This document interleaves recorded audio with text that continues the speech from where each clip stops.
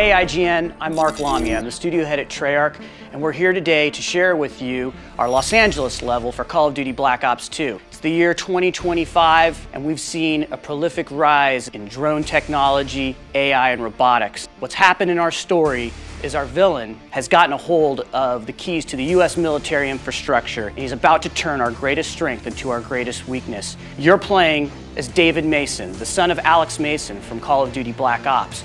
You're here on assignment protecting the president. And this is Call of Duty Black Ops 2.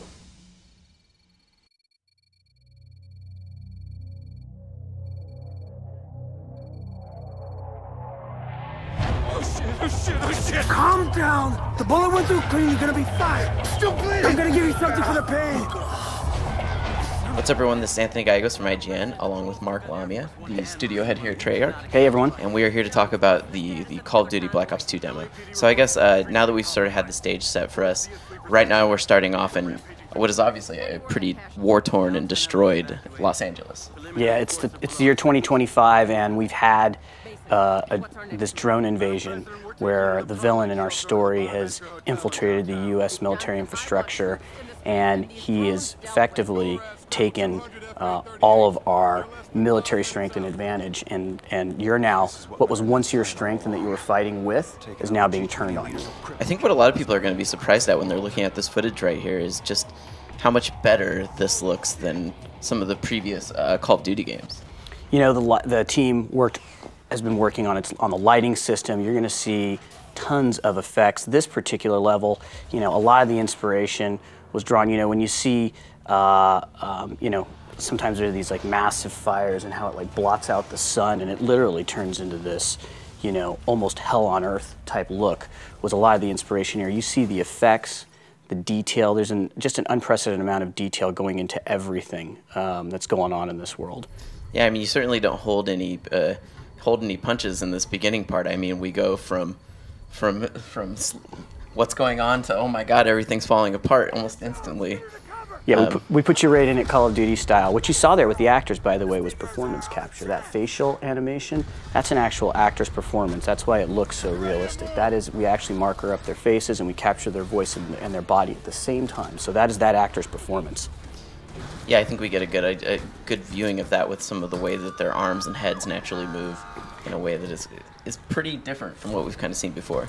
Very, very natural movement, and you know, I think, you know, with regards to this entire scene, it was like we just wanted to set the stage when you just see this massive, unbelievable drone invasion, unlike anything you've ever seen, and it's heading for a real city here, obviously. And it's surprisingly plausible too. I mean, as if anyone's been paying attention, our drone forces have only built up over the years, and this is 13 years in the future, where you could imagine that we would have a pretty massive fleet. Yeah, you know, working with our experts, we work with somebody by the name of Peter Singer. He is an expert in this area. He absolutely says, like, in the future, we're going to see this massive proliferation and use of drones in the future. Yeah, and the story too is I mean, it's pretty impressive, the people that you have working on it. Yeah, we always, you know, I think one of the things we try to do whenever we're creating a Call of Duty fiction is have that, like, holy cow, this, you know, there's so much authenticity. Clearly, we're creating character and fiction and story, but we like to set it in this sort of believable, quote-unquote, universe for the player to then immerse themselves into. Not only that, but I know that you guys have actually gotten some pretty, well, at least one legendary writer from LA, from the Hollywood scene, to kind of work with you guys on this, right? Yeah, no, absolutely. We're working with David Goyer, writer on The Dark Knight, and you know, we started working with him actually on the first Black Ops, and towards the end of that game, and he helped us with the script writing and really enjoyed that process. But he's been on this one from the very beginning. He helped us with the concept and the characters, and, you know, come up with who our villain is. I mean, this is the same guy who was the writer for Heath Ledger's Joker. So I mean, he's really helping us come up with some amazing character and amazing story. So obviously this is taking place in the future and you want to have future tech, but I know that you've stressed to me in the past that having technology that feels realistic is implausible is also a big part of what you guys wanted to do with Black Ops 2. Yeah, this is not a sci-fi game. It's 13 years out in the future, but literally every single piece of weaponry that you see, we have to have our own backstory for it. Literally, the technology that you see, think about it when you see it. Does it exist today, or could it exist today? And maybe it's in a larger form factor because processing power hasn't caught up. And if you have to think about technology, think about computers, think about technology, things that start in bigger form factors, how they get into smaller form factors. You can see that with this sniper scope where you have sort of the technology that can see through things. Well, we know that we have that technology right now. You see it in airports all the time. That's right. That's right. You put your hands over your head and it's swirling, around you, and it sees through things. The ability to have electronic charging of weapons, so you can fire multiple rounds. That sort of exists right now in a very large form factor with a metal storm. So every single piece of technology has a backstory, has to be plausible, has to feel like, yeah, a little more than a decade out, this is plausible. This is a piece of technology that can exist. And 10 to 13 years out from now, you'll see familiar technology that exists today. Right? You'll still see that. We see that today, right? There's weaponry and technology that exists from 13 years ago that's still in use today, but it might have attachments or things like that that advance it, that keep it around. Because while it may be a useful tactical weapon, you need to have some technology to help you advance it and keep it in play.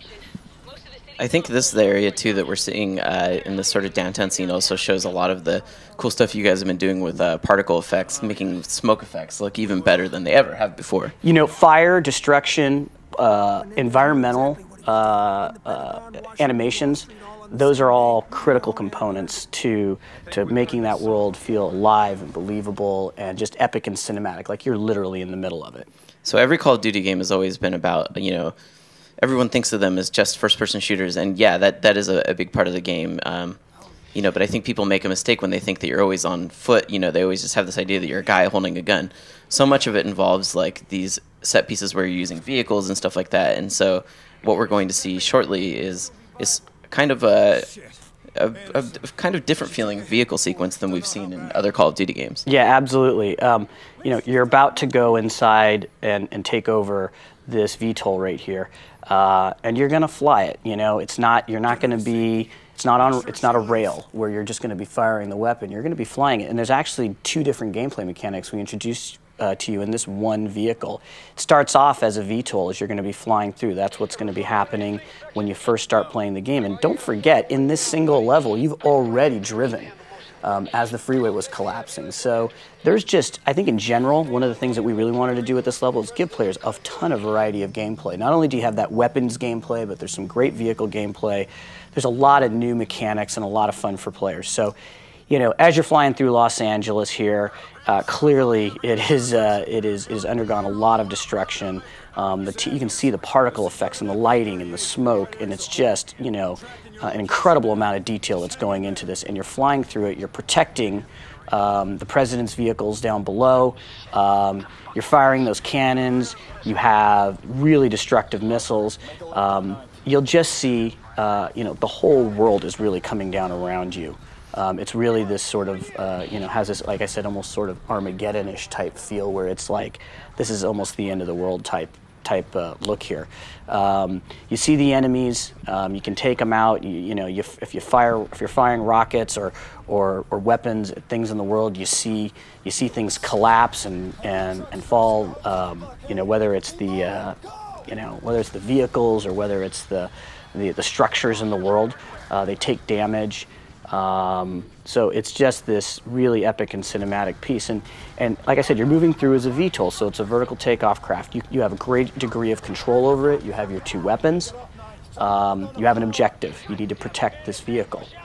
So this part that we're seeing too, I mean, this is obviously very different than Black Ops 1, but what I think a lot of people don't realize when they see this is that even though this is taking place in the future, for the most part, the part we're seeing is taking place in the future, though there will be parts of the game that take place in the past, is that this is a direct continuation of the first Black Ops. Yes, absolutely. So, you know, you'll be playing in the late 80s with the characters that you played with Black Ops, Mason, Woods, and Hudson, and those are going to be the stories that take place during the first Cold War, where we juxtapose this Cold War from the past with the Cold War that takes place in the future. Which this villain here, who's created this incident in Los Angeles, this attack, he is stoking the fires of this new Cold War. A new Cold War that's between the United States and China. Yes. Over what are known as rare earth elements. That is at the heart of one of the conflicts. You know, we keyed in on this element called rare earth elements, which are in all of our advanced They're in every drone we're seeing. They're in every drone we've seen. They're probably in your pocket, in your smartphone. They're in your laptops, and in reality, you know, most of those most of the rare earth elements come from China. So in our fiction, you know, as you have this villain who's stoking the fires of this Cold War, you know, it can become a problem, sort of at the heart of the conflict, much like you see with oil today in today's conflicts.